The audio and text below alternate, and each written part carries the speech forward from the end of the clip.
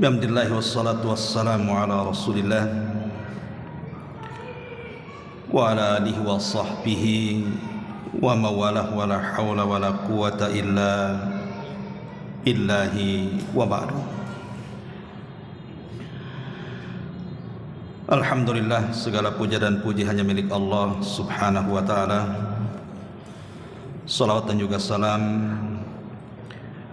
kita hadiahkan kepada Rasul kita Nabi besar Muhammad sallallahu alaihi wa ala alihi wasallam. Pembahasan di malam hari kita akan membahas tentang 10 manusia yang akan mendapatkan jaminan langsung dari Allah baik di dunia ataupun di akhirat. Dan ini diambil dari beberapa riwayat hadis. Kita akan baca dulu hadisnya, baru kita jabarkan satu persatu. Pertama, hadis yang dikeluarkan Imam Ahmad dan juga At-Tabrani dari sahabat Mu'adz ibn Jabal radhiyallahu anhu. Nabi sallallahu alaihi wasallam bersabda, "Khamsun man fa'ala wahidatan minhunna kana dhaminan 'ala Allah azza wa jalla. Man 'ada marida aw kharaja ma'a janazatin aw kharaja ghaziyan aw dakhala ala imamin yuridu ta'ziruhu wa tawqiruhu aw qa'ada fi baitihi fasaliman nas minhu wa salima minan nas." Dari Mu'adz bin Jabal radhiyallahu an, Rasul bersabda, 5 perkara sesiapa yang melakukan salah satu dari 5 perkara itu, maka Allah akan memberikan jaminan langsung kepada orang yang melakukannya. Kata Nabi SAW, orang yang menjenguk orang sakit atau keluar untuk mengantar jenazah atau keluar untuk berperang atau mendatangi pemimpin untuk memuliakannya atau duduk di rumahnya sehingga manusia selamat dari keburukannya dan ia pun selamat dari keburukan manusia. Dalam riwayat yang lain dari sahabat Abi Umamah Al-Bahili radhiyallahu an dan disahihkan oleh Syekh Nasiruddin Al-Albani rahimahullahu taala, "Man jahada fi sabilillah kana dhaminan 'ala Allah wa man 'ada maridan kana dhaminan 'ala Allah wa rajulun dakhala baitahu bisalamin fa huwa dhaminun 'ala Allah wa man dakhala 'ala imam yu'azziruhu kana dhaminan 'ala Allah wa man jalasa fi baitihi lam yaghtab insanan kana dhaminan 'ala Allah azza wa jalla." Kata Nabi SAW, barang siapa yang berjihad di jalan Allah, maka dia akan mendapatkan jaminan langsung dari Allah. Barang siapa yang mengunjungi orang sakit, dia pun akan mendapatkan jaminan langsung dari Allah. Barang siapa yang masuk ke rumahnya kemudian mengucapkan salam, dia pun akan mendapatkan jaminan langsung dari Allah. Barang siapa yang datang kepada pemimpin untuk memuliakannya, maka dia mendapatkan jaminan dari Allah. Barang siapa yang duduk di rumahnya dan tidak menggibah siapapun, maka dia mendapatkan jaminan langsung dari Allah azza wa jalla. Kemudian riwayat yang ketiga, "Khamsun man amilahunna fi yawmin katabahu Allahu min ahlil jannah. Man 'ada maridan wa syahida janazatan wa sama yawman wa raha yawmal jum'ati wa a'taqa raqabatan." 5 perkara siapa yang mengamalkannya dalam satu hari, Allah akan berikan jaminan surga. Orang yang mengunjungi orang sakit orang yang mengantarkan jenazah, orang yang berpuasa 1 hari, orang yang berpagi-pagi di hari Jumat untuk melaksanakan Jumat, dan orang yang memerdekakan budak. Dalam riwayat yang lain, Nabi SAW bersabda, "Salasatun kulluhum dhaminun 'ala Allah. In 'asha razaka wa kafa." Atau in 'asha ruzika wa kufiya. Ada 3 orang yang akan mendapatkan jaminan langsung dari Allah. Jika ia hidup, maka Allah akan berikan rizki dan Allah akan cukupkan kehidupannya. Wa in mata adkhalahu Allahul jannah. Kalau dia meninggal, Allah masukkan dia ke surga. Man dakhala baitahu fasallam. Siapa yang masuk ke rumahnya kemudian dia mengucapkan salam, fahuwa dhaminun 'ala Allah. Dia mendapatkan jaminan langsung dari Allah. Wa man kharaja ilal masjid fahuwa dhaminun 'ala Allah. Barang siapa yang keluar untuk ke masjid, maka dia mendapatkan jaminan langsung dari Allah. Wa man kharaja fi sabilillah fahuwa dhaminun 'ala Allah.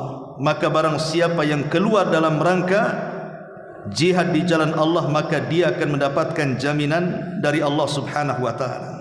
Dan riwayat terakhir, Nabi SAW mengatakan, "Salasatu kulluhum dhaminun 'ala Allah." 3 manusia akan mendapatkan jaminan langsung dari Allah. Rajulun kharaja ghazian fi sabilillah fahuwa dhaminun 'ala Allah hatta yatawaffahu fayudkhilahul jannah. Orang yang keluar dalam rangka perang, maka dia mendapatkan jaminan dari Allah sehingga kalau Allah wafatkan, Allah jamin dia masuk surga. Au yarudduhu bima nala min ajrin wa ghanimatin. Atau kalau dia tidak meninggal, maka dia mendapatkan pahala dan harta ghanimah yang banyak. Wa rajulun raha ilal masjid fahuwa dhaminun 'ala Allah hatta yatawaffahu fayudkhilahul jannah. Atau siapa yang berjalan menuju masjid, maka dia mendapatkan jaminan langsung dari Allah. Kalau dia meninggal dalam perjalanan itu, maka Allah masukkan ke surga. Au yarudduhu bima nala, atau au yaruddahu bima nala min ajrin wa ghanimatin. Tapi kalau dia selamat dan tidak meninggal, dia mendapatkan pahala besar dan ghanimah kelak pada hari kiamat. Wa rajulun dakhala baitahu bisalam fahuwa dhaminun 'ala Allah. Dan orang yang masuk ke rumahnya kemudian mengucapkan salam, maka dia mendapatkan jaminan langsung dari Allah Subhanahu wa taala. Kalau kita gabung semua hadis ini, maka ada 10 kelompok. Dari 5 hadis yang kita baca ini, ada 10 kelompok yang akan mendapatkan jaminan dari Allah. Yang pertama, orang yang menjenguk orang sakit. Yang kedua, keluar mengantarkan jenazah. Yang ketiga, keluar untuk berperang. Yang keempat, mendatangi pemimpin untuk memuliakannya. Yang kelima, duduk di rumahnya sehingga manusia selamat darinya dan dia pun selamat dari keburukan manusia. Yang keenam, masuk rumah dengan mengucapkan salam. Yang ketujuh, berpuasa. Yang kedelapan, memerdekakan budak. Yang kesembilan, melangkahkan kaki ke masjid. Dan yang terakhir, berpagi-pagi datang ke masjid di hari Jumat. Inilah 10 kelompok yang kita akan jelaskan yang akan mendapatkan jaminan langsung dari Allah di dunia dan akhirat. Ma'asyiral muslimin yang dimuliakan Allah Azza wa Jalla, apa yang dimaksud jaminan di sini? Apa yang dimaksud jaminan Allah bahwa orang ini mendapatkan jaminan Allah di sini? Di dalam surah An-Nahl, tepatnya ayat ke-97, Allah Subhanahu wa taala berfirman, "Man 'amila salihan min dzakarin aw untha wa huwa mu'minun falanuhyiyannahu hayatan thayyibah wa lanajziyannahum ajrahum bi ahsani ma kanu ya'malun." Barang siapa mengerjakan kebaikan, baik laki-laki ataupun perempuan dalam keadaan beriman, pasti kami akan memberikan kepadanya kehidupan yang baik dan kami akan balas dengan pahala yang jauh lebih baik daripada apa yang mereka amalkan. Inilah yang disebut dengan jaminan kehidupan yang baik di dunia dan pahala besar di akhirat. Ahli tafsir banyak yang mengatakan apa yang dimaksud kehidupan yang baik di dunia itu. Mereka mengatakan yang dimaksud adalah bituma'ninati qalbihi wa sukuni nafsihi wa adami iltifatihi lima yushawwisu alaihi qalbu wa yarzuquhullahu rizqan halalan tayyiban min haitsu la yahtasib. Kata ulama tafsir, maksudnya jaminan di dunia adalah berupa ketenangan hati, ketentraman jiwa, dan hatinya tidak terpengaruh dengan apapun yang akan menggodanya.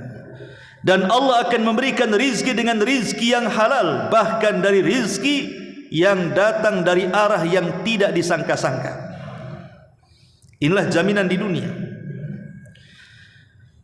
Dan ini disebutkan dalam hadis Nabi SAW yang dikeluarkan Imam Ahmad dari sahabat Ibnu Umar radhiyallahu anhuma, qad aflaha man aslam wa razaqa kifafan wa qanna'ahu Allahu bima atah.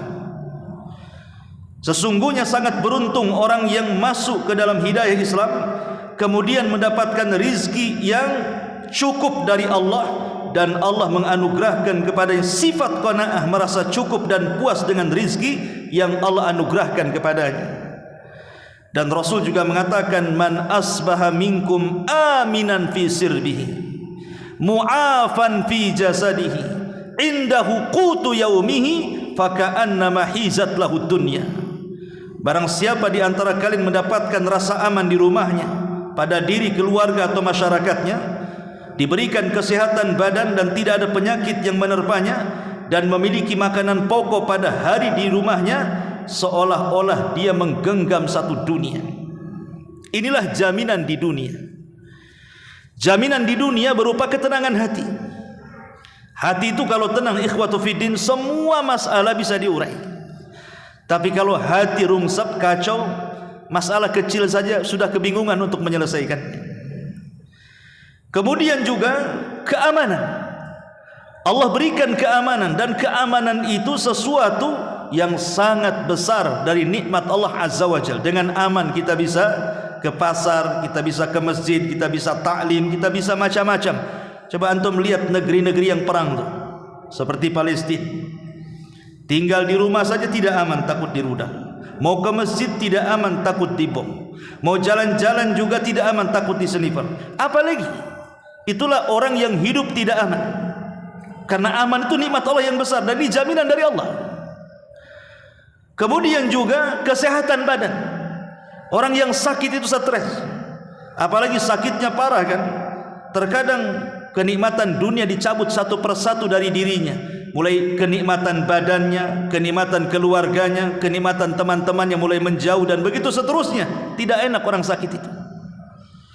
Tetapi Allah berikan jaminan kepada orang-orang ini di dunia dengan kesehatan dan juga dengan rizki yang cukup. Tidak mesti kaya, yang penting hari itu dia bisa makan, besok juga bisa makan, lusa juga bisa makan. Itu sudah cukup. Maluka ma akalta fa afnaita wa ma labista fa ablaita wa ma tasaddaqta fa abqaita, kata Rasul.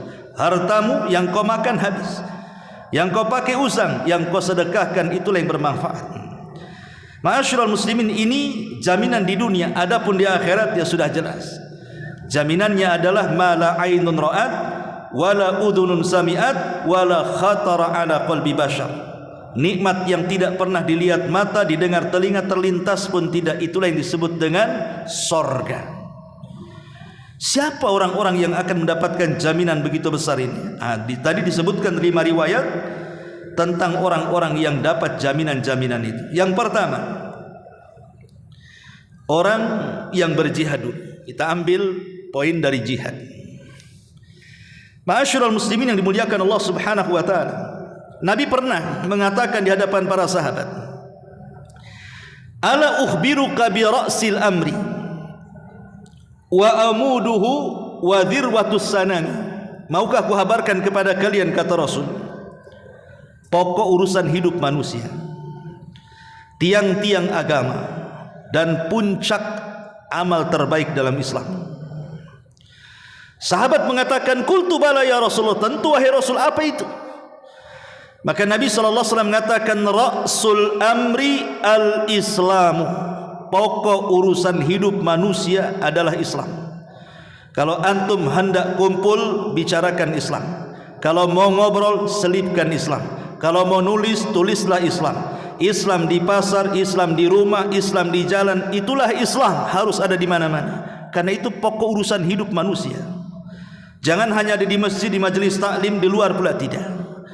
Islam ini agama universal, masuk ke semua lini, politiknya masuk, muamalahnya masuk, munakahahnya masuk, ibadahnya, akidahnya. Islam ini agama yang komplit.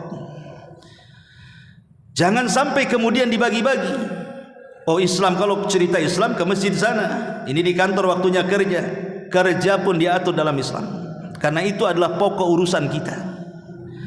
Lah, Islam yang merupakan pokok urusan hidup manusia itu ada tiang yang mulia, wa amuduhus salat, ditopang dengan salat. Kemudian Rasul mengatakan, wa dzirwatus sanamihil jihadu fi sabilillah.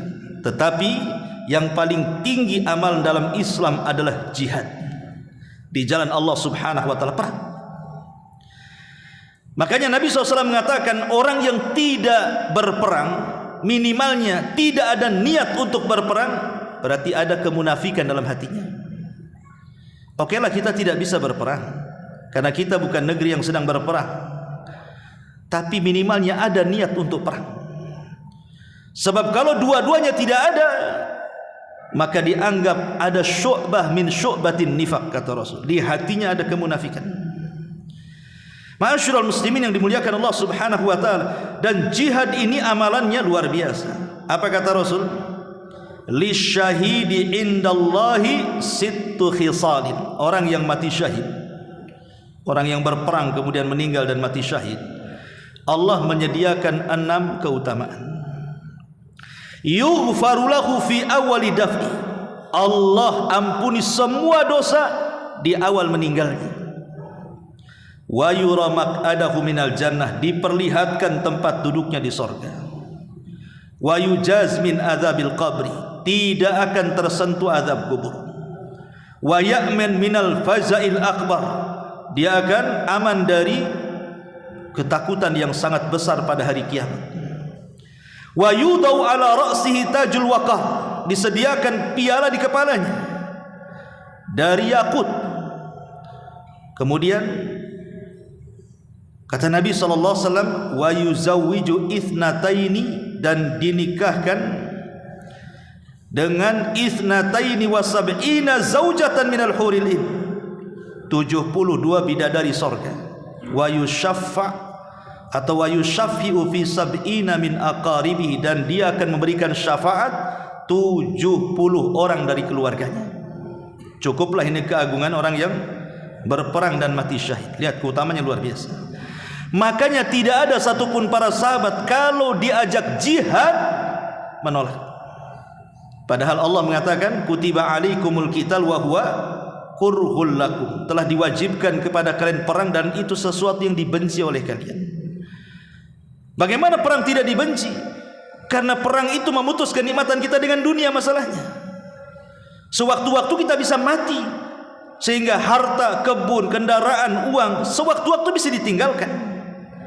Tetapi orang-orang yang rindu dengan orang yang mati syahid seperti para sahabat Rasul, mereka tidak peduli, karena cinta dunia dan takut kematian tidak ada kamusnya di mata para sahabat Nabi. Mereka kaum yang dimuliakan Allah Subhanahu wa taala dengan Islam, sebagaimana Umar mengatakan, nahnul kaum a'azzanallah bil Islam wa man yabtaghi al-izzata bighairi ma a'azzanallah adzallanallahu azza wa jalla. Kami kaum yang dimuliakan dengan Islam, siapa yang mencari kemuliaan di luar Islam, Allah hinakan dia. Ini yang pertama. Yang kedua, orang yang melangkahkan kaki ke masjid, orang yang hatinya terpaut dengan masjid. Nabi SAW mengatakan ketika menceritakan tentang 7 orang yang akan mendapatkan naungan di hari yang tidak ada naungan kecuali naungan Allah. Sab'atun yudhilluhumullahu fi dhillihi yawma la dhilla illa dhilluh, kata Rasul.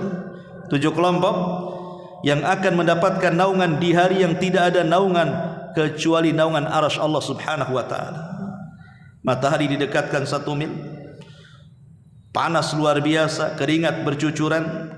Disitulah ada orang-orang yang mendapatkan naungan. Salah satunya kata Rasul, wa rajulun qalbuhu mu'allaqun bil masajid, seorang yang hatinya terus terpaut dengan masjid.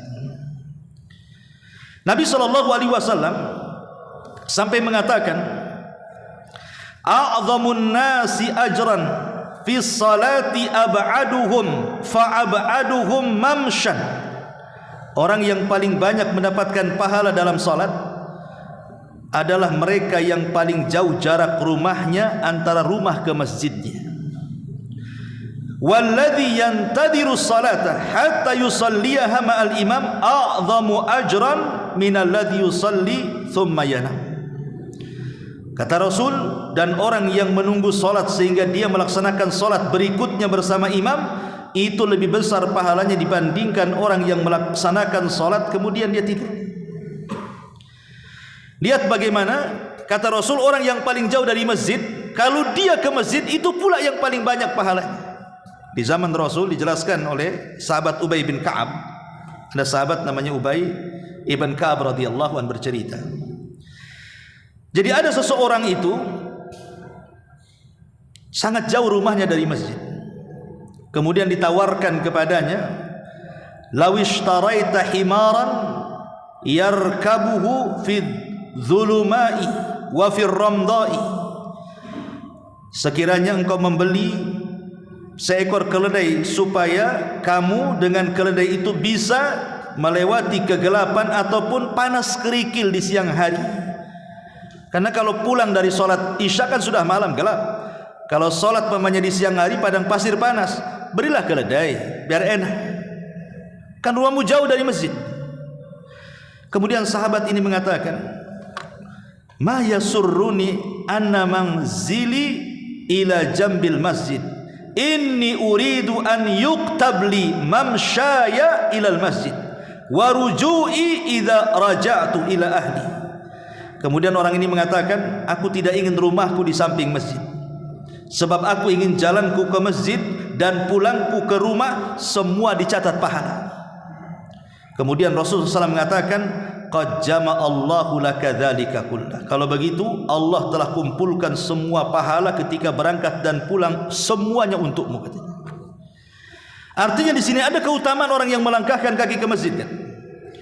Kalau seandainya Allah takdirkan dia meninggal, entah kecelakaan, entah masuk lubang, entah apa, akhirnya dia meninggal dunia, maka sudah dijaminkan surga padanya. Tapi kalau dia tidak meninggal dunia selamat dari berangkat dan pulang, tetap dia dapat pahala besar dan ghanimah kebaikan yang tidak dimiliki orang-orang yang tidak ke masjid. Ini yang kedua. Yang ketiga, biasakan mengucapkan salam apabila masuk rumah. Biasakan mengucapkan salam. Karena ada 3 keutamaan yang disebutkan para ulama, kenapa kita harus mengucapkan salam setiap kita masuk rumah, walaupun tidak ada orang di rumah. Pamannya di rumah nggak ada orang, nggak ada keluarga, kita sendiri aja, kunci rumah pun kita yang pegang, kan gitu. Tetap ucapkan salam, nanti malaikat yang jawab. Karena ada 3 faedah. Yang pertama, rumah kalau diucapkan salam akan dijauhkan dari syaitan. Kata Nabi SAW, idza dakhala ar-rajulu baitahu fa dzakara Allah inda dukhulihi wa inda ta'amihi qala asy-syaitan la mabita lakum wala asya. Jika salah seorang di antara kalian masuk ke dalam rumah kemudian menyebut nama Allah, dan salam salah satu adalah menyebut nama Allah, termasuk juga membaca basmalah sebelumnya, maka syaitan akan mengatakan tidak ada tempat di sini dan tidak ada tempat makan di sini.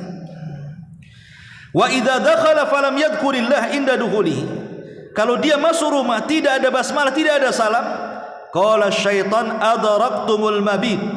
Oh, di rumah ini ada tempat tinggal untuk kita. Kita bisa tidur rame-rame di sini.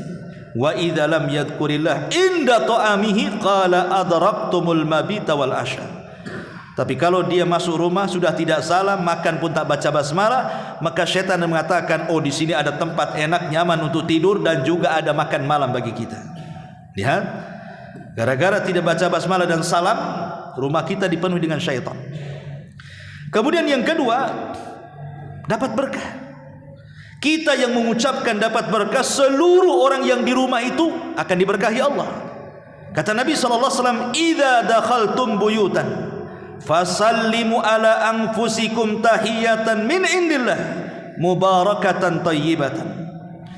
Maka apabila kalian memasuki rumah-rumah, maka hendaklah kalian memberikan salam atas diri kalian sendiri, salam yang ditetapkan dari sisi Allah yang telah diberkahi lagi baik. Assalamualaikum. Nanti jawabnya waalaikumsalam warahmatullahi wabarakatuh. Di situ ada keselamatan, di situ ada rahmat, di situ ada berkah. Bayangkan rumah kita dipenuhi 3 doa ini. Juga disebutkan dalam hadis Imam Tirmidzi, Anas ibn Malik radhiyallahu an, dia berkata, Nabi pernah ngomong sama dia, kata Anas, apa kata Nabi? Ya bunai, wahai anakku, maksudnya wahai Anas, idza dakhalta ala ahli, kalau masuk ke keluargamu, fasalim, salam kamu, jangan diam saja. Yakun barakatan alaika wa ala ahli baitika. Karena dengan mengucapkan salam akan datang keberkahan bagimu dan kepada seluruh keluarga. Ini ucapan Rasul. Bayangkan kalau rumah itu diberkahi, ikhwan. Apa enggak enak kan gitu? Tiba-tiba istri kita menjadi solehah, suami jadi soleh, anak-anak jadi soleh-solehah. Tidak ada setan pula di situ. Apa tidak enak begitu? Ya, makanya ucapkan salam, jangan bakhil. Ustaz enggak ada orang, enggak apa-apa, nanti malaikat jawab. Kemudian yang ketiga, mendapatkan perlindungan Allah atau jaminan Allah sebagaimana hadis yang kita baca ini. Ini yang ketiga. Yang keempat, mengunjungi orang sakit. Nabi SAW mengatakan ada 2 hadis yang luar biasa nih, amalan mengunjungi orang sakit ini. Hadis yang pertama, hadis yang dikeluarkan Imam Tirmidzi, kata Rasul, ma min muslim ya'udu musliman ghudwatan illa shalla alaihi sab'una alfa malakin hatta yumsi wa in adahu ashiyatan illa shalla alaihi sab'una alfa malakin hatta yusbi wa kana lahu kharifun fil jannah. Lihat, tidaklah seorang muslim yang menjenguk saudaranya muslim lain di pagi hari, melainkan dirinya akan didoakan oleh 70.000 malaikat hingga petang. Dan barang siapa yang menjenguk orang sakit di sore hari, maka dirinya akan didoakan 70.000 malaikat hingga pagi hari. Dan baginya kebun di sorga. Nikmat apa lagi? 70.000 malaikat bukan sedikit, bukan 1-2 malaikat, 70.000 malaikat. Kita aja nggak tahu seperti apa bentuk dan jumlahnya. 70.000, bayangkan. Semua mendoakan kita. Kalau kita mengunjungi di pagi hari, Allah, malaikat yang 70.000 akan mendoakan sampai sore hari. Kalau kita mengunjungi di sore hari, maka 70.000 malaikat akan mendoakan kita sampai di pagi hari. Cukup sampai di sini? Tidak. Allah berikan jaminan apa? Mendapatkan kebun di sorga. Luar biasa. Ini hadis pertama. Hadis yang kedua, Nabi SAW mengatakan, innal muslim idza adahu akhahul muslim lam yazal fi khurfatil jannah hatta yarji. Sungguh seorang muslim jika menjenguk saudaranya muslim yang lainnya sedang sakit, maka dirinya senantiasa berada dalam khurfah al jannah. Sahabat bertanya, apa khurfah jannah itu wahai Rasul? Khurfah surga itu apa? Maka Rasul mengatakan, khurfatul jannah ay janah. Yang dimaksud khurfah sorga itu maksudnya kebun-kebun sorga yang penuh berisi dengan buah-buahan sorga. Buah-buahan sorga tidak pernah dilihat mata, didengar telinga, terlintas pun tidak. Seperti apa buah-buahan di sorga itu? Artinya di sini maka jangan pernah malas. Apalagi tetangga gitu ya sakit, jenguk saja. Teman sepengajian jenguk. Ya. Kalau tidak ada kawan, nah datang ke rumah sakit, banyak orang sakit. Ngapain ke rumah sakit? Jenguk orang sakit. Bawa pisang, bawa apa kan itu. Intinya bahwa ini keutamaan besar walaupun sepele kan. Datang nengok semenit 2 menit jadilah. Karena begini ikhwan, sering saya katakan terkadang ada orang sakit itu bukan sakit karena penyakitnya, tapi sakit karena tidak ada yang menjenguknya. Kadang-kadang seperti itu. Karena ketika sehat kan dia biasa ke masjid, rame-rame ngaji, di warung rame-rame, ngobrol sana sini, ketemu di jalan sana. Ketika sakit hidup sendiri. Sehingga ketika ada kawan-kawannya datang kemudian menjenguk orang sakit itu kebahagiaan tersendiri dia. Ada yang menghibur. Tapi berapa kalilah sanggup kawan-kawan itu menjenguk orang sakit? Sekali, 2 kali, 3 kali, 4 kali. Kadang-kadang sekali waktu sakit, 2 kali waktu meninggal. Waktu sakit dia mengunjungi, kedua kalinya waktu meninggal pula.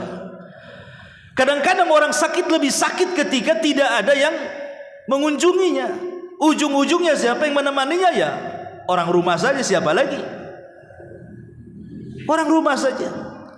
Maka beruntunglah orang-orang yang sehat itu. Maka di antara manfaat menjenguk orang sakit itu adalah diingatkan tentang kesehatan. Bersyukurlah. Bersyukur kalau kita masih sehat, karena lihat orang sakit seperti itu kondisinya. Ma'asyiral muslimin yang dimuliakan Allah Subhanahu wa taala, ini yang keempat, yang kelima, mengantarkan jenazah. Nabi SAW mengatakan, man syahidal janazata hatta yusalliyaha 'alaiha falahu qirah, wa man syahida hatta tudfan kana lahu qiratan. Qila wa mal qiratan ya Rasulullah? Qala mithlul jabalainil azimain. Barang siapa yang menghadiri proses jenazah sampai dia menyolatinya, maka dia dapat 1 qirat. Kalau sampai menguburkannya, artinya menyolatkan ia, menguburkan ia, kemudian Rasul mengatakan dia dapat 2 qirat. Kata Rasul, kata sahabat, apa 2 qirat itu wahai Rasul? Kata Rasul, seperti 2 gunung Uhud. Ya, bayangkan, ya, pahala sebesar gunung Uhud, 2 lagi. Hanya sekedar ngantar ke jenazah ke kuburan, pulang lagi, nggak sampai 1 hari, pahalanya besar. Dalam riwayat yang lain, Nabi SAW mengatakan, man shalla ala janazatin wa lam yatba'ha falahu qiratun, faman tabi'ah falahu qiratan. Barang siapa yang salat jenazah hanya menyolatinya saja, dapat 1 qirat saja. Kalau sampai menguburkannya, dapat 2 qirat. Rasul ditanya, apa 2 qirat? Paling kecil mithla Uhud, kata Rasul. 1 qirat itu paling kecil seperti gunung Uhud. Berarti paling besarnya ya lebih daripada itu. Tapi yang jelas bahwa kalau sampai lebih daripada itu, bukan hanya menyolatkan, bukan hanya mengantarkan jenazah ke kuburan, tapi kita ikut memandikan, ikut mengkafankan, ikut menyolatkan, ikut menguburkan, subhanallah, lihat pahalanya. Kata Nabi SAW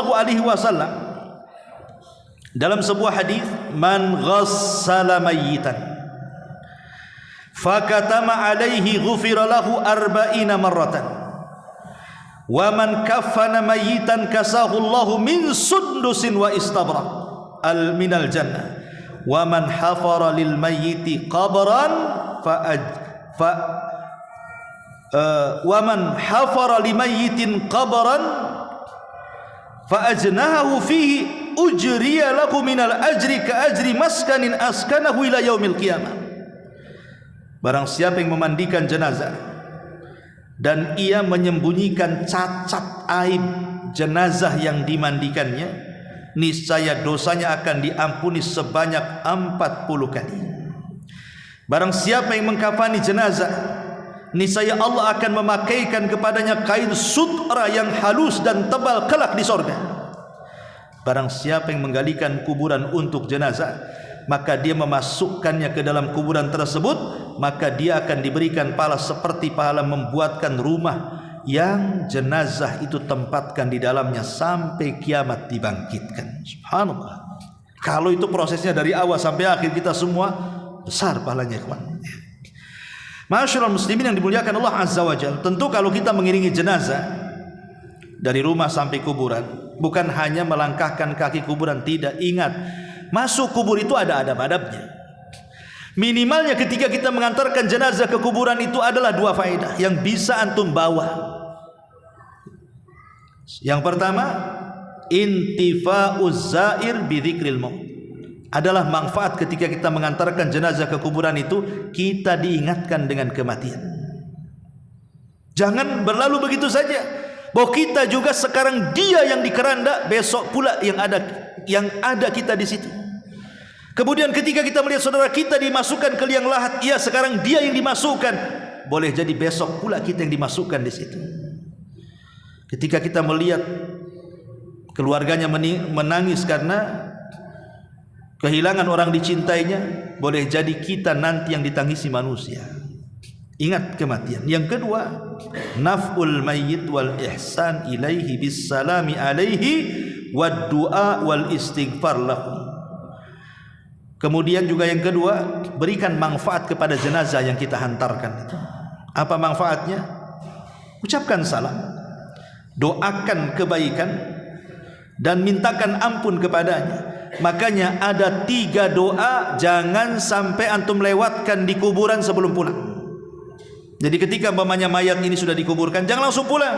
Antum dekati kuburan yang sudah dikubur itu, sudah dikasih tanah. Minimalnya kalau antum tidak ikut nyangkuli, ambil 3 kepal tanah, letakkan di kuburan, hadapkan ke kiblat, minta 3. 1, ya Allah ampuni dosa dia. 2, ya Allah tetapkanlah jawabannya karena dia sedang ditanya. Yang ketiga, berikan rahmat kasih sayangmu ya Allah untuk orang mati ini. Selebihnya doakan orang yang ada di kuburan itu. Jangan mendoakan jenazah saja, doakan juga kuburan yang di samping kiri kanan, walaupun sampai umpamanya berapa kilo ke depan. Jangan bakhil. Karena kalau kita mendoakan, umpamanya kita katakan Allahumma ighfir limayyitina, ya Allah ampunilah untuk orang-orang mati yang ada di sini. Tentu ini syaratnya harus muslim ya. Kalau orang kafir jangan. Maksudnya kuburan muslim. Berarti bayangkan kalau di kuburan, anggaplah Tamiang itu, anggap di kuburan Tamiang ada 5.000 kuburan. Antum katakan ya Allah ampunilah semua kuburan yang ada di sini. Antum pulang membawa pahala 5.000 kuburan itu. Hanya ngomong gitu saja, pulang berdawa pahala 5.000. Coba bayangkan, hanya 1 kalimat, ya Allah ampuni mereka semua. Rupanya mereka semua yang ada di situ 5.000 orang, dapat 5.000 pahala kita balik. Alhamdulillah. Ya. Jadi mengantarkan jenazah bukan hanya mengantarkan gitu saja. Banyak amalan-amalan yang pulang itu kita bawa, sudah mengantarkannya dapat pahala sebesar Uhud. Kan itu ya. Pulang pula lebih daripada itu, kita membawa ribuan pahala orang yang meninggal di dalam kuburan itu. Luar biasa ikhwan ya. Ini yang ke 5. Yang ke-6, berpuasa. Ya tentu puasa wajib ataupun puasa sunnah ya. Nabi SAW mengatakan, man shoma yawman fi sabilillah ba'adallahu wajhahu anin nari 70 kharifan. Barang siapa yang berpuasa di jalan Allah karena Allah, maka wajahnya akan dijauhkan dari neraka 70 musim, dalam riwayat 70 tahun. Berapalah antum jalan kaki dari sini 70 tahun gak berhenti? Sampai di mana kira-kira? Udah berapa kali ngeliling dunia tuh? Sejauh itulah neraka akan dijauhkan dari orang yang berpuasa. Itu kalau 1 hari puasa di jalan, anggaplah puasa Senin atau puasa Kamis, atau 1 hari puasa Ayyamul Bid, atau 1 hari puasa Daud, atau puasa-puasa yang lainnya, puasa Muharram, puasa Dzulhijjah, kan banyak puasa-puasa, atau di bulan Sya'ban nanti bulan depan, atau masuk lagi Ramadan puasa wajib. Subhanallah, banyak pahala yang akan kita dapati. Kemudian yang nomor 7, berangkat solat di hari Jumat. Nabi SAW mengatakan dari Abdullah bin Abbas radhiyallahu anhuma, inna hadha yaumu idin ja'alahu Allahu lil muslimin. Hari Jumat itu hari Id bagi kaum muslimin. Faman ja'a ilal jum'ati falyaghtasil. Kalau kalian mendatangi solat Jumat, mandi. Wa in kana tayyibun falyamus minhu wa alaikum bisiwak, kata Rasul. Jadi kata Rasul, barang siapa yang menghadiri solat Jumat hendaklah mandi. Jika ia memiliki wewangian, pakai wangian itu, dan bersiwaklah dengan siwak. Sekarang ada pasta gigi, ada pasta gigi. Dan Rasul mengatakan, fihi sa'atun la yuwafiquha 'abdun muslim wa huwa qa'imun yusalli yas'al Allah Ta'ala syai'an illa atahu iyyah. Di hari Jumat itu ikhwan, ada satu waktu yang kalau kita berdoa tidak mungkin ditolak doa. Sebagian ulama berselisih pendapat kapan waktunya. Ada yang mengatakan di antara dua khutbah, itulah waktu mustajab. Dan ada yang mengatakan setelah asar sebelum maghrib di hari Jumat. Artinya ketika kita datang sholat Jumat, di situ kan ada istirahat khatib sebelum naik ke khutbah yang kedua. Disitulah waktu mustajab. Ambil doa yang singkat namun padat, minta istiqomah, minta sorga, minta apa saja di situ. Ini kesempatan, ya. Dan dianjurkan bersalawat selama berjalan itu, karena satu kali bersalawat saja kepada Rasul, Allah 10 kali bersalawat kepada kita.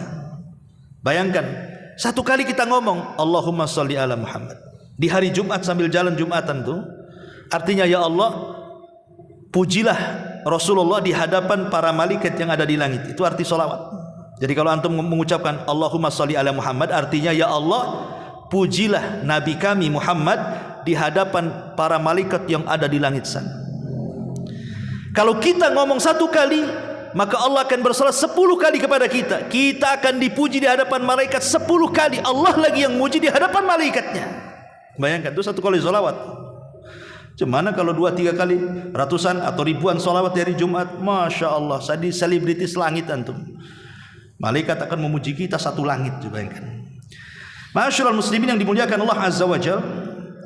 Kemudian juga Rasul mengatakan, man ightasala yaumal jum'ati ghuslal janabati thumma raha fa ka'annama qarraba badanatan wa man raha fi sa'ati tsaniyati fa ka'annama qarraba baqaratan wa man raha fi sa'ati tsalitsati fa ka'annama qarraba kabsan aqran wa man raha fi sa'ati rabi'ati fa ka'annama qarraba dajajatan wa man raha fi sa'atil khamisati fa ka'annama qarraba baydatan fa idza kharajal imam hadaratil malaikatu yastami'una dzikra. Barang siapa mandi di hari Jumat sebagaimana mandinya jinabah, lalu berangkat menuju masjid, kalau dia mendapatkan saf pertama, artinya pagi-pagi dia ke masjid, maka seolah-olah dapat pahala seperti berkurban seekor unta. Kalau saf kedua seolah-olah berkurban seperti sapi. Saf ketiga seolah-olah berkorban seperti kurban kambing. Saf keempat seolah-olah berkorban dengan kurban seekor ayam. Saf kelima berkorban dengan telur ayam. Saf keenam tak ada, datai ayam semua tuh. Ya. Karena malaikat sudah masuk ke dalam masjid langsung mendengarkan khatib. Jadi cuman ada 5 kelompok saja. Ya, ini yang ketujuh. Yang ke-8, memerdekakan budak. Memerdekakan budak, kata Nabi SAW, man a'taqa raqabatan muslimatan a'taqa Allah bi kulli udwin minha udwan minhu minan nar hatta farjahu bi farjihi. Muttafaqun alaih. Barang siapa yang memerdekakan budak, maka seolah-olah seluruh anggota badan dari kepala sampai kaki dimerdekakan dari api neraka sampai kepada kemaluannya. Tapi ulama mengatakan sekarang susah kita mendapatkan budak, sehingga cukuplah kita bersedekah. Susah, mana ada budak lagi. Yang ada budak-budak kecil. Kalau orang Melayu anak kecil, bukan itu. Maksudnya budak di sini hamba cahaya. Ya. Kalau kita perang kayak Palestina Israel nih, mungkinlah. Saya pernah dulu mendengar ceramah di kaset Al-Imam Asy-Sya'rani, ulama Yaman, mufti Yaman. Itu ditanya, Syekh, yang nanya ini orang Palestina. Syekh, ini tentara Israel ini bukan hanya laki-laki, tapi juga ada wanita, cantik-cantik pula dia. Kemudian ketangkap oleh kami. Apakah kemudian dia termasuk budak sehingga kita boleh menggaulinya? Apa kata beliau? Kirim satu ke Yaman, kata. Jawabannya, kirim satu ke Yaman, gitu. Ini wallahu a'lam, kan itu. Ma'asyiral muslimin yang dimuliakan Allah Azza wa Jalla, itu candaan ulama ya. Baik. Kemudian yang ke-9, mendatangi pemimpin dan memuliakannya. Ikhwan, pemimpin itu cerminan rakyat. Rakyatnya baik, pasti pemimpinnya baik. Rakyatnya bejat, jangan harap mendapatkan pemimpin yang baik. Ya seperti itu. Kalau rakyatnya ahli sholat, tak mungkin nyari pemimpin yang tidak sholat. Ya kan? Kalau rakyatnya ini ahli sedekah, tidak mungkin mencari pemimpin yang baik. Kalau rakyatnya ini memang taat kepada Allah, tidak mungkin mencari pemimpin yang ahli maksiat. Memang begitu. Tapi kalau rakyatnya jelek, jahat, buruk, nggak mungkin mencari yang baik. Sulit. Ya. Satu instansi saja semua jahat, semua tidak amanah, semua tidak jujur, satu orang pula jujur, udah habis yang jujur itu. Imma dia keluar dari instansi tersebut, dari lembaga tersebut, atau dia terikut-ikut dengan mereka. Antara dua itu saja. Memang seperti itu. Mau diapakan lagi, kita masuk ke lingkaran setan masalahnya. Makanya kemudian dalam Islam itu tidak mungkin kita merubah pemimpin itu menjadi baik kecuali rakyatnya harus mendahului dengan perubahan kebaikan. Innallaha la yughayyiru ma biqaumin hatta yughayyiru ma bi anfusihim. Allah tidak mungkin merubah sebuah kaum sampai kaum itu merubah diri mereka sendiri. Nah, sekarang kita dihadapkan dengan demokrasi, pemilihan pemimpin kita di negara kita ini. Maka pilihlah yang terbaik dari yang baik. Pilih yang terbaik dari yang baik. Doakan, minta kepada Allah taufik agar kita diberkahi negara kita dengan diangkatnya pemimpin yang baik. Sebab kalau pemimpin baik, insya Allah dengan kita berusaha baik, negeri kita akan diberkahi Allah Subhanahu wa ta'ala. Lah, kalau kita sudah mendapatkan pemimpin yang baik, Rasul mengatakan ada orang-orang yang akan dapat jaminan di dunia dan sorga, di dunia dan akhirat. Salah satunya apa? Orang yang mendatangi pemimpin dan memuliakannya. Seperti apa memuliakan pemimpin? Satu, mendoakan.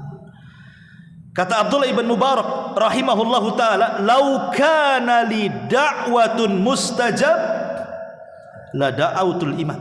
Kalau aku punya doa yang mustajab, ku berikan kepada pemimpinku. Doakan mereka dengan kebaikan. Mencaci tidak ada manfaatnya, tapi mendoakan itu ada manfaatnya. Jangan dicaci pemimpin kita, doakan ya. Kemudian yang kedua, menghormati dan memuliakan. Karena Rasul mengatakan penguasa adalah naungan Allah di bumi. Barang siapa yang memuliakannya, Allah muliakan dia. Siapa yang menghinakannya, Allah hinakan dia. Selama dia masih pemimpin, muliakan. Jangan dihujat ya. Yang kedua, mendengar dan taat.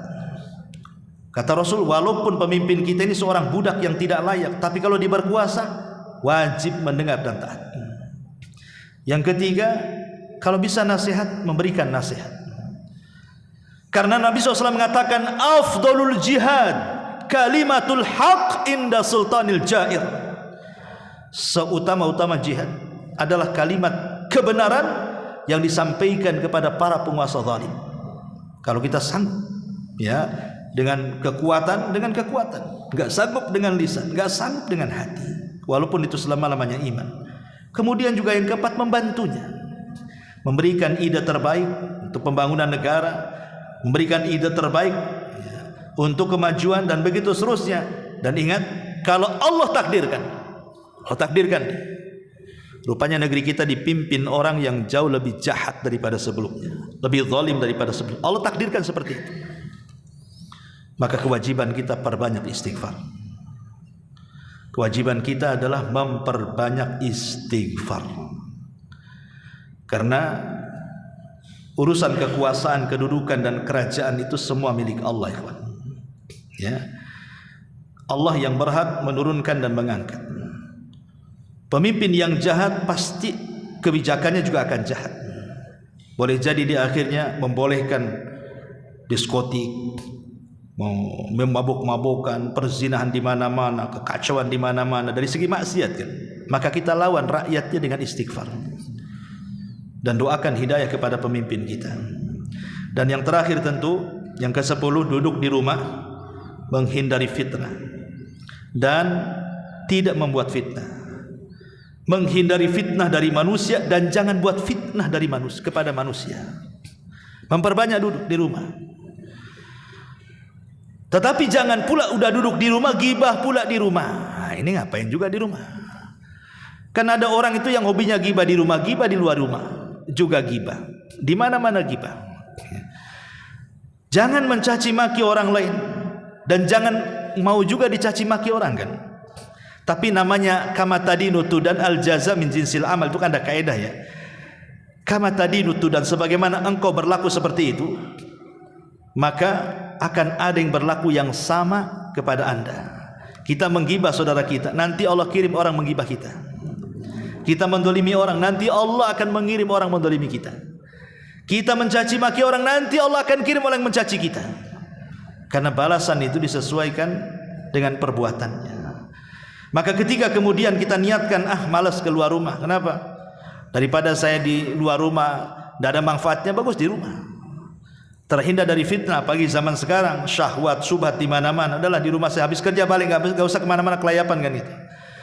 Mungkin di rumah bisa mendengarkan ceramah, murotal dan kajian dan begitu seterusnya, itu lebih manfaat. Lah orang-orang yang seperti ini akan mendapatkan jaminan di dunia dari Allah dan juga jaminan di akhirat dari Allah Subhanahu wa taala berupa surga. Wallahu a'lam bishawab. Ini yang disampaikan, mudah-mudahan ada manfaatnya. Subhanaka wa bihamdika asyhadu an la ilaha illa anta astaghfiruka wa atubu ilaik. Allahu taala alam. Assalamualaikum warahmatullahi wabarakatuh.